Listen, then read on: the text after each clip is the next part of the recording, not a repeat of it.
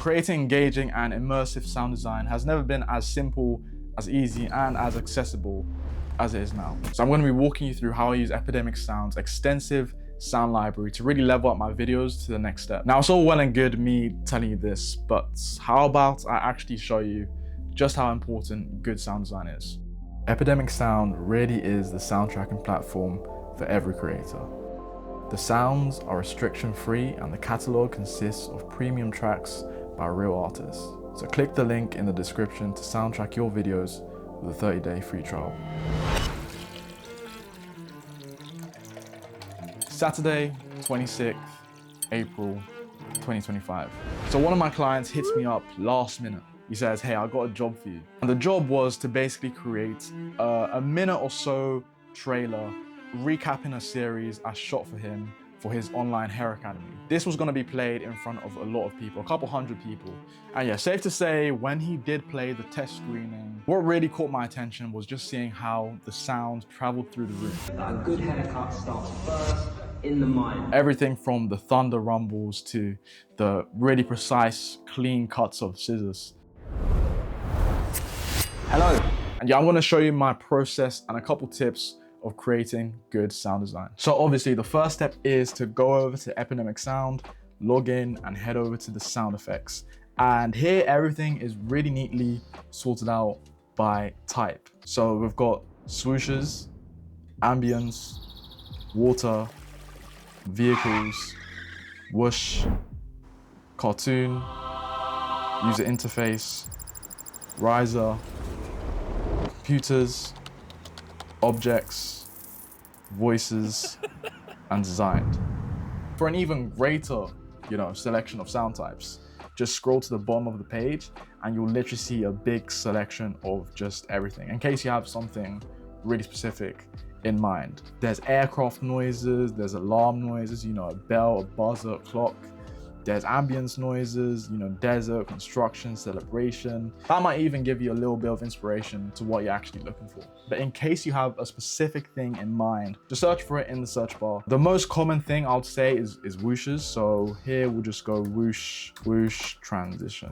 As soon as you search, there's a big selection of just whoosh transitions. So yeah, just take a scroll through and literally just listen to it. So just click on it, and then listen to it. It's that simple. For whooshes specifically, I usually use them as just an easy, quick transition between different scenes. What's useful is that some sounds have different variations. So literally by clicking this variation toggle here, you can see that there's different styles or actually variations of just one recording. So that's really useful when you're trying to, make sure that you don't use the same sound over and over again. Imagine doing like a voiceover in 2 different styles. Or in fact, when you're recording a video, doing 2 or 3 different takes to just get the best selection of what's available. It's basically just giving you more to work with and, making sure that your sounds don't sound too repetitive. So any sounds that I either like them or add them to my sound effects playlist that I'm constantly refreshing, curating, and downloading from. And then I've set my preference on here to download high quality files. They take a little bit more storage. They are a .wav file. So when you're ready, literally just hit the download button and then bring them into your editing timeline. So I really try my hardest to try and stay organized with how I lay my timeline out.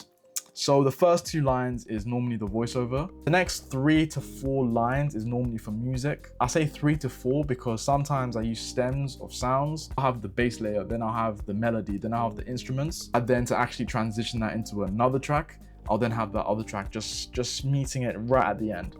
So I usually have about 3 to 4 layers of music. I don't have a dedicated amount for the sound effects. Sometimes it can be about 5 layers, sometimes it can be about 10 layers. Just because the nature of some of these sound effects, I want to layer them together and sometimes they coincide with each other.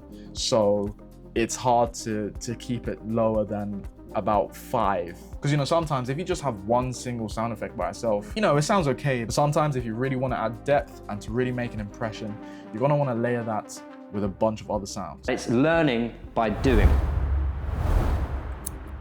I know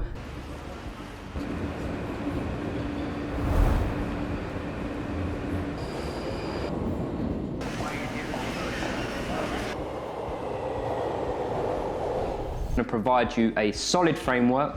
So let's go ahead and get started. So that's giving you a brief sort of, introduction to how I set things up to get ready for editing. But now, how about I show you some of my favorite tips to create good sound design?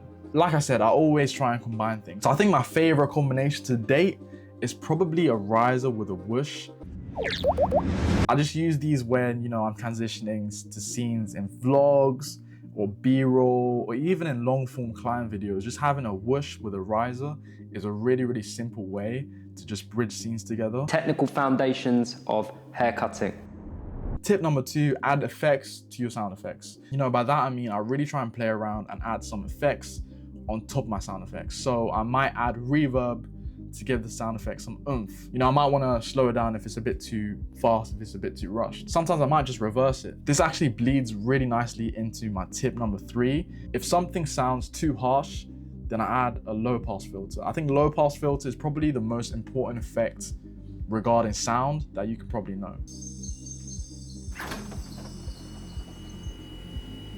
So the low pass filter is a very, very easy, quick way to dampen things, to change how harsh or how near or how damp or how hard a sound actually sounds. I use this typically with music, but in terms of sound effects, if something sounds really harsh, I'll just put a low pass filter over it.